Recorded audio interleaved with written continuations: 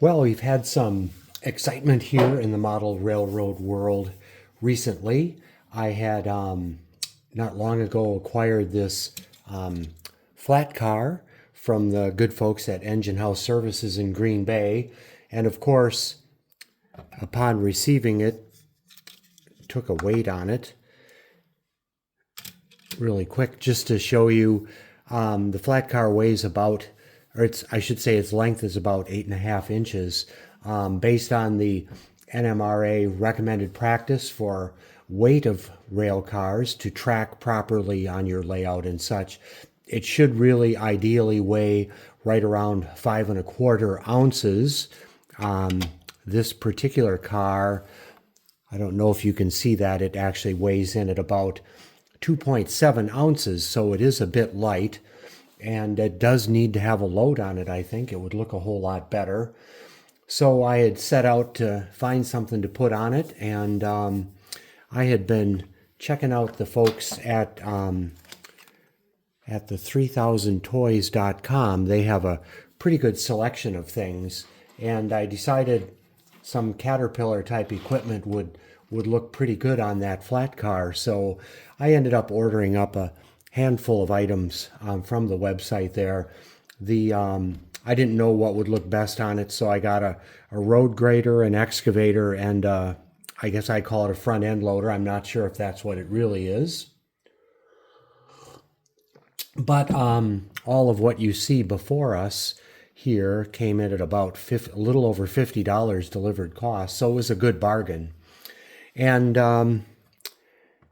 after it arrived, I took a look at this, and so with the flat car there, if somebody puts this front end loader on there, now the weight comes in at about 5.2 ounces. So that would actually be a pretty good load for that particular flat car.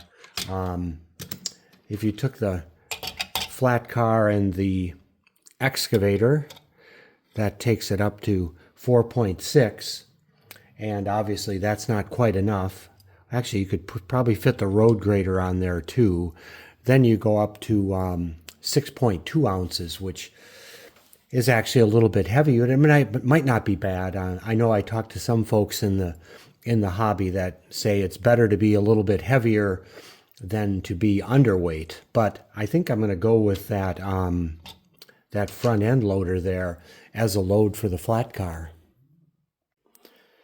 So I am going to tie this front end loader down to the flat car, and you can see I've already done so at the rear end here by this rear wheel. So I have cut a length of a hobby wire, and I'm going to just wrap it around that the front right axle there as well as best I can.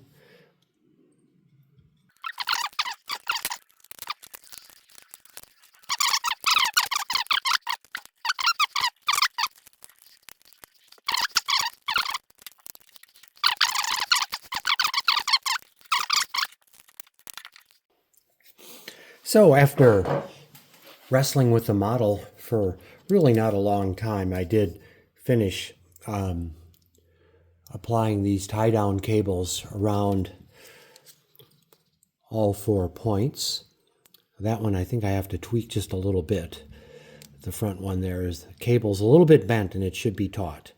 Anyway, that's how it turns out. You see, besides having the appearance of tying the load down, it actually has tied the load down to the flat car. So now I'll have that flat car, and in case you missed it, here's the flat car with the 4 light armored vehicles that I also spent a bit of time. You can see the tie down details there, and if you didn't see it, you may remember I also had to apply some lumber to this flat car and some blocking to hold the wheels in place. So now I've got a couple of nice flat cars to run on the model railroad.